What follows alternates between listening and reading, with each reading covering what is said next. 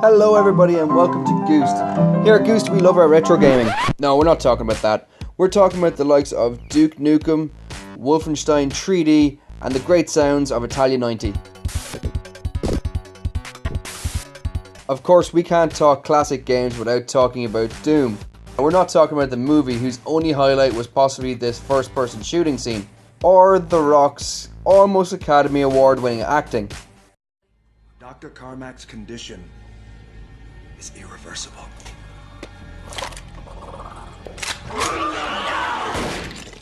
Because Carmack's condition is that he's dead. We are, however, talking about one of the greatest first-person shooters of all time. This is where Duke Nukem 3D, Quake, all the classics started from. The great news is, it's back! Doom was coming back to Xbox, PlayStation and PC, and we're just fresh out of a beta weekend. It does unfortunately feel like the developers have focused almost on how many colours you can add to your armour, how many colours you can add to your guns, how much dirt you can add to your armour, and how much dirt you can add to your guns. The guns don't really pack too much power.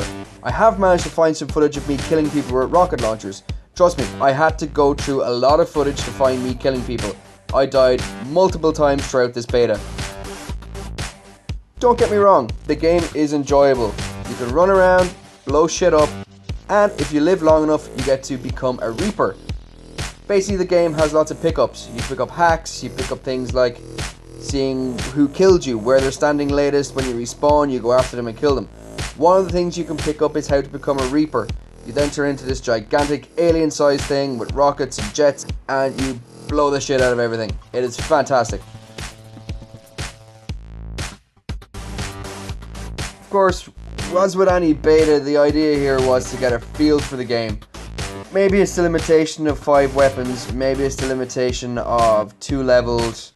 I don't know, but Doom felt a little bit boring. I'm not sold. I'm still looking forward to it. I intend to buy it. I intend to play it. Maybe the beauty of Doom is in playing with your friends, but the Doom beta has not gotten me more excited than I already was, unfortunately. Still, it looks great. You can enjoy some immense graphics, some great violence, and hopefully they concentrate on campaign. One saving grace is that it does remind us of Unreal Tournament, one of the greatest games we've ever played on PC. We do expect Doom to look great, have loads of gore, loads of violence, and probably a pretty decent multiplayer experience too. The beta has let it down a little bit, so let's just hope the guys can save it at Bethesda. Either way, it will be here in May, and you can let us know what you think yourself. On the other hand, we are extremely excited about Thimbleweed Park. Thimbleweed Park is from one of my favourite game designers of all time, Ron Gilbert.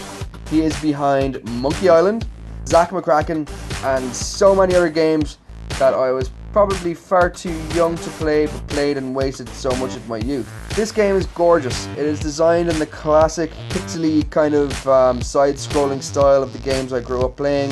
You've got the little panel on the bottom with your pick up and talk to commands. You've got your inventory where you pick up stuff, you use it with other things, you solve puzzles, and ultimately you're going to be solving a crime with Thimbleweed Park.